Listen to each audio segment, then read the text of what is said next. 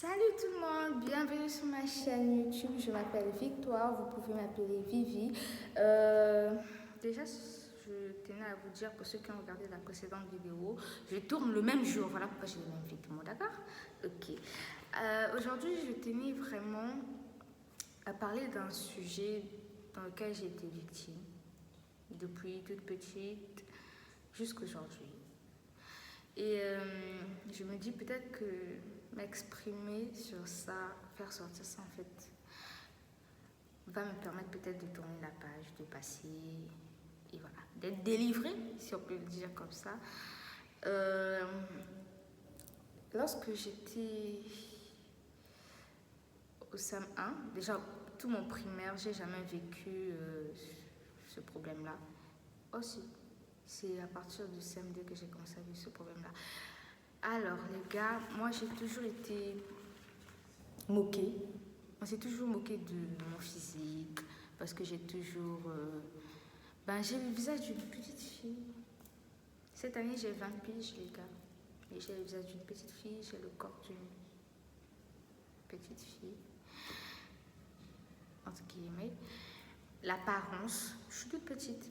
Et lorsque je suis passée en CM2, déjà CP1, CP2, C1, C2, CM1, c'était bien. Mon parcours scolaire, il était bien. J'ai jamais été victime en fait de rabaissement. Mais lorsque je suis passée au CM2, déjà à savoir, moi j'ai fait le CEP au CM1. Donc au CM1, on m'a fait passer au CM2. Et lorsque je suis passée au CM2, en classe de CM2, c'est là que j'ai commencé à avoir quelques petites remarques, quelques critiques. Ah, elle est petite, hein? Ah, elle est petite là au CM2. Ah, elle est petite là, elle est petite là. Mais ça ne me gênait pas. Pour autant, ça ne me gênait pas. Mais c'est lorsque je suis passée en 6e que j'ai compris que j'avais un problème. En fait, que mon physique. Bon, en fait, c'est pas que j'ai compris que j'avais un problème, que mon physique a commencé à devenir un complexe pour moi. Lorsque je suis passée en 6e, je vous raconte une petite anecdote. Le premier jour d'école, on se fait des amis dès le premier jour. Moi, je m'assieds au premier banc. Je suis arrivée, je vais m'asseoir sur le premier banc. Au premier banc, bon, je me suis assise sur la première place. Et il y a une fille qui est aussi venue s'asseoir à côté de moi. On a fait connaissance. À midi, pour rentrer, la mère de la fille est venue nous chercher. C'est ma copine aussi. Mais voilà, la mère de la fille est venue chercher sa fille. Et on faisait le même trajet.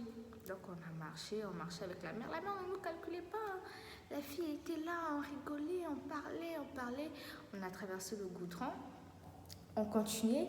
Et la fille, elle me dit, ah, ma maison c'est là, nous on s'arrête là. Moi, je vais continuer. La maman, elle dit, ma fille, viens avec moi, entre dans la parcelle.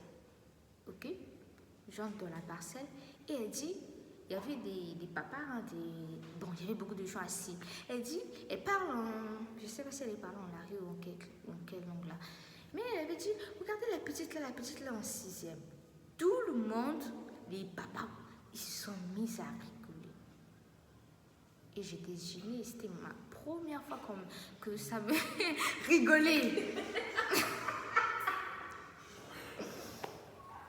Ouais, rigoler. Ça fait du bien de rigoler. Et je vous jure que c'était des papas et des mamans. Donc la dame m'a dit, entre, regardez la fille là. Eux tous, waouh.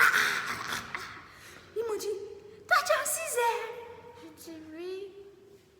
T'as fait le CEP où? Dans quelle école? Tu étais dans quelle école? J'ai dit, j'étais à Terrico. Ah bon? Ah, c'est bien ma fille, hein? Quoi? Il faisait que rigoler. La dame m'a dit, je peux plutôt partir. Mais la honte, je suis sortie. Je suis arrivée à la maison, j'avais des larmes aux yeux. Je suis arrivée à la maison, j'ai dit bonjour à mon père, j'ai salué tout le monde.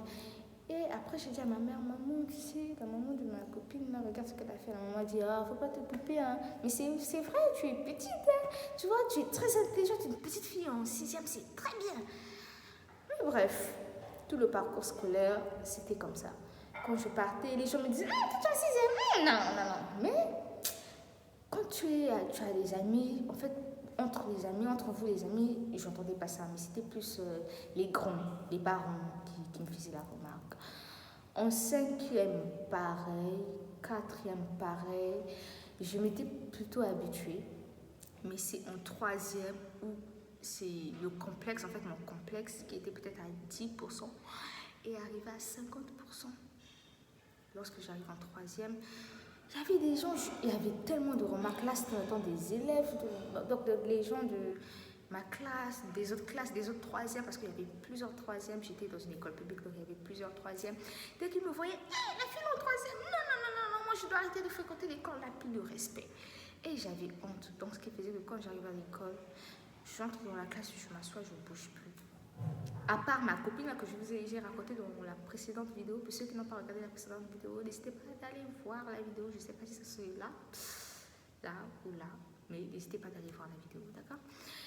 Donc, ma copine, à part mes copines qui étaient bien agitées, là, qui étaient ouvertes, qui étaient dégagées, et c'était elle qui venait vraiment me faire parler, qui venait vraiment, bon, qui essayait de me faire parler.